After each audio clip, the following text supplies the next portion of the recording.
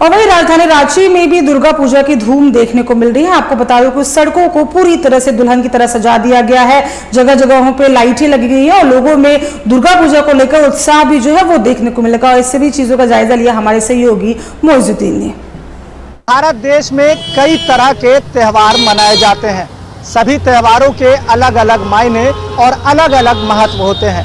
इन दिनों झारखंड में भी दुर्गोत्सव की तैयारी चल रही है, नवरात्र चल रहा है। ऐसे में मां भवानी के भक्त पूरे उल्लास में नजर आ रहे हैं।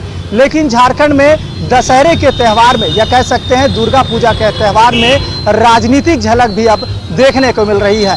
दरअसल झारखंड में महागठबंधन का नेतृत्व कर रहा झारखंड मुक्ति मोर्चा सरकार चला रही है। ऐसे में अब दुर्गा पूजा के जो पंडाल सज रहे हैं, जो लाइटिंग की व्यवस्था की जा रही है, उसमें भी कहीं ना कहीं झारखंड मुक्ति मोर्चा का जो चुनाव चिन्ह जो है तीर धनुष, वो नजर आ रहा है। हमारे पीछे की तस्वीर जो है वो हम आपको दिखाएंगे कि दुर्गा पूजा के त्यौहार में अब तीर धनुष की तस्वीर भी सामने नजर आ रही है। कहीं ना कहीं कहा जा सकता है कि इन त्योहारों में भी अब राजनीतिक पार्टियों का कब्जा नजर आने लगा है। कह सकते हैं राजनीति या सियासत इस तरह की रंग दिखा रही है कि चाहे जनता का विकास हो या ना हो, हम अपनी राजनीति चमकाते रहेंगे। यही वजह है कि राजधानी के विभिन्न चौक चौराहों में लगाए गए, बनाए गए जो पूजा के पंडाल है, वो अलग अलग तरह के लाइट और सीरीज से जगमगा रहे हैं। लेकिन ये रांची के रातू रोड, हरमू कह सकते हैं कि रातू रोड अरगोड़ा के पास जो मैदान है,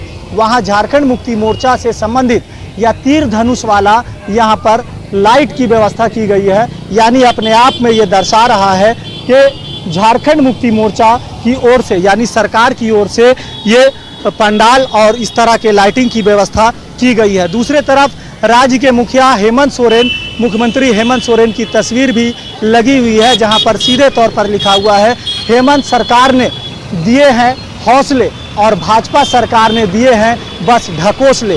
कहा जा सकता है कि 5 से 7 चंद सवाल केंद्र सरकार से करते हुए झारखंड मुक्ति मोर्चा के लोगों ने यहाँ लिखा है। पहला सवाल है कि 15 लाख खाते में आई क्या?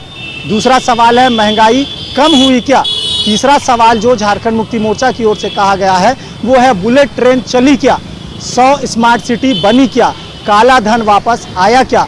देश के ऊपर ऋण भार कम हुआ क्या? किसानों के आय में वृद्धि हुई क्या?